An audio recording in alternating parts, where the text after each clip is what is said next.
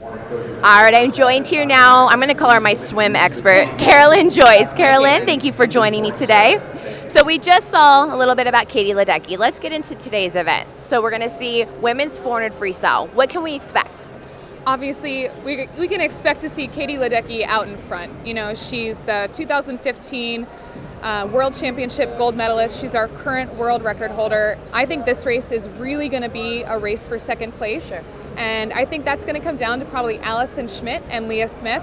Schmidt coming off a couple personal issues over the last couple years, but coming on really strong in the last 12 months. And then Leah Smith coming off several NCAA titles in the distance events this past March. She's had a great summer, been very consistent. So I would say let's look for a race between second place with those two ladies tonight. All right, so going back to Katie Ledecky, obviously she just needs to get a lane for finals, top 8. What do you think she does this morning? Do you think she takes it easy? Do you think she just works the last 100? What do you think her, game plan will be? Do you save energy and just, go for it in the evening, obviously? Or do you kind of put up a really fast time this morning?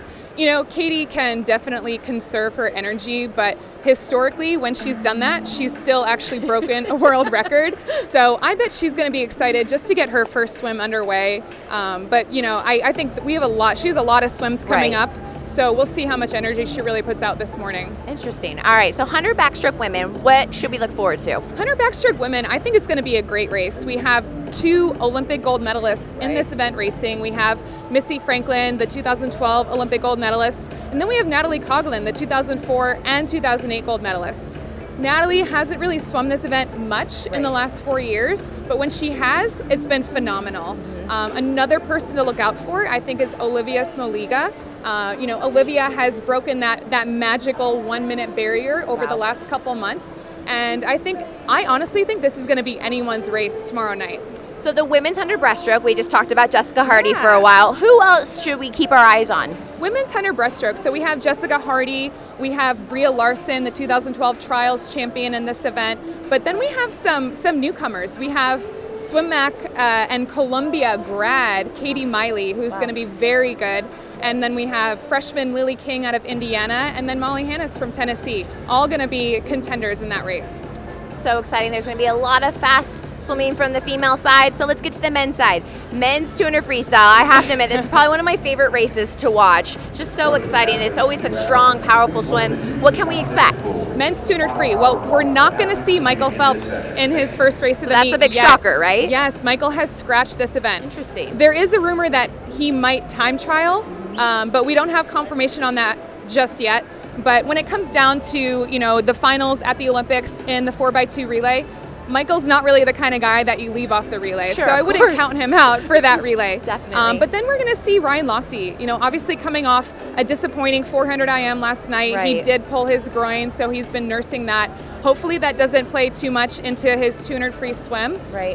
But a couple other people that I think are going to be great are Zane Grothy, Connor Dwyer, and possibly Connor Yeager coming all the way down to that 200 distance. Right. So we talked about Ryan Lochte. Wasn't the best swim from last night, but I got to say, I saw him after his race. You wouldn't even know that he just had that swim. Upbeat, positive, ready for the next swim. So I definitely just think you get that one swim done, what's done is done. You're not going to lick back. So I still think, Ryan Lochte's going to be in the mix for the rest of this meet. Yes. 100 backstroke, okay.